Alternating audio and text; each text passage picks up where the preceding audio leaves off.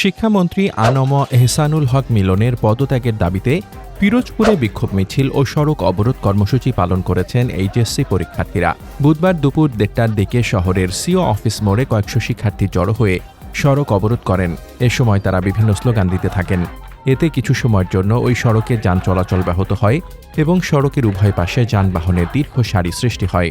পরিস্থিতি স্বাভাবিক রাখতে সংশ্লিষ্ট আইনশৃঙ্খলা রক্ষাকারী বাহিনীর সদস্যরা ঘটনাস্থলে উপস্থিত হন। এ সময় জেলা ছাত্রদল ও স্বেচ্ছাসেবক দলের নেতৃবৃন্দ ঘটনাস্থলে এসে আন্দোলনরত শিক্ষার্থীদের সঙ্গে কথা বলেন এবং তাদের দাবির প্রতি সমর্থন জানান। পরে তাদের পরামর্শে শিক্ষার্থীরা শান্তিপূর্ণভাবে সড়ক অবরোধ কর্মসূচি প্রত্যাহার করে নেন। এরপর ধীরে ধীরে যান চলাচল স্বাভাবিক হয়। কর্মসূচি চলাকালে শিক্ষার্থীরা শিক্ষামন্ত্রী আনম এহসানুল হক মিলনের পদত্যাগের দাবিতে বিভিন্ন স্লোগান দেন এবং তাদের দাবির পক্ষে বক্তব্য তুলে ধরেন। তবে এ ঘটনায় কোনো অপ্রীতিকর ঘটনার খবর পাওয়া যায়নি।